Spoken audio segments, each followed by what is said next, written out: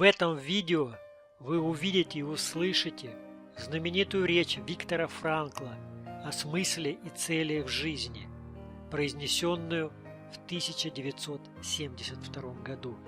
Виктор Франкл, знаменитый австрийский врач-психотерапевт, психолог и философ.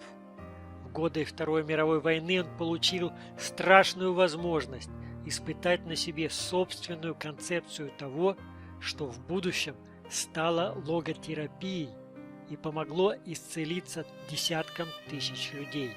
В нацистском лагере смерти, потеряв всю семью, кроме сестры, Виктор Франкл увидел, что наибольший шанс выжить в нечеловеческих условиях имели не крепкие телом, а сильные духом, те, кто знал, ради чего живет. А у самого Франкла было ради чего жить. В концлагерь он взял с собой рукопись, которой предстояло стать великой книгой «Сказать жизни «да», психолог в концлагере».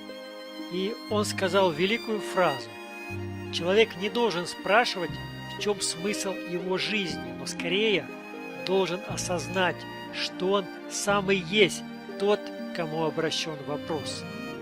Я понимаю это так. Смысл жизни невозможно где-то найти.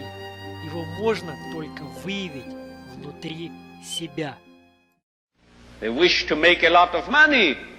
In Europe, every American student, even more every American adult, is regarded as someone who is just out to make a lot of money.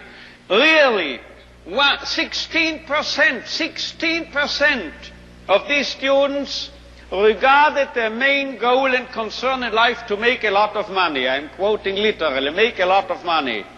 And you know what the top class, the top category, we say category, what do you say?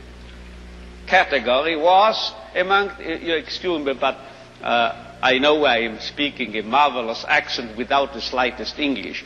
Now,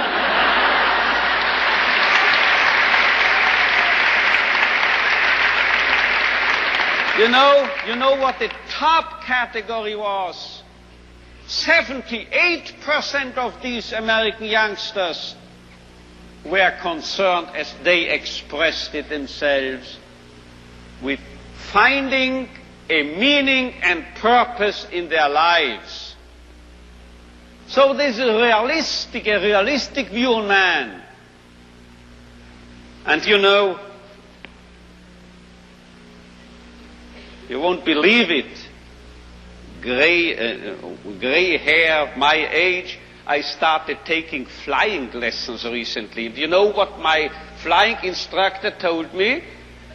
If you are starting here, wish to get here, say east, heading for this, and you have a crosswind, you will drift and you will land here. So you have to do what we pilots call crabbing, he told me, C-R-A-B, crabbing. You have to head for north of this airfield, and you have to fly that way, you see, as if you headed in this direction. If you are heading here above this airfield, then you will actually land here. But if you head for here, you are landing here. This holds also for man, I would say. If we take man as he really is, we make him worse. But if we overestimate him,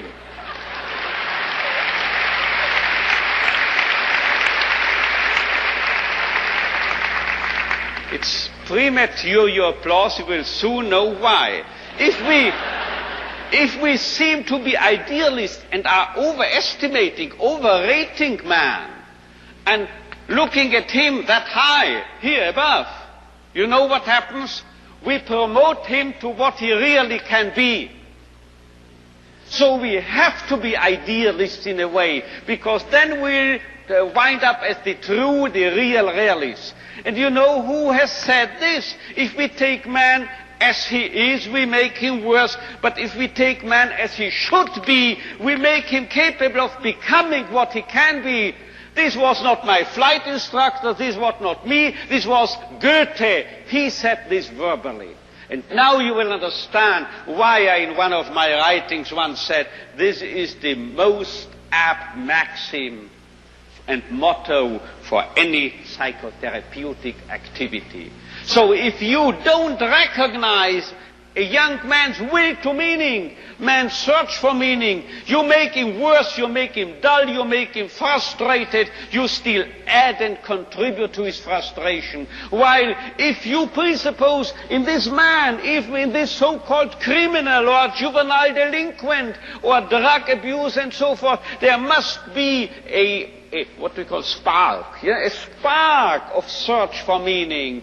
Let's recognize this, let's presuppose it, and then you will elicit it from him, and you will make him become what he in principle is capable of becoming.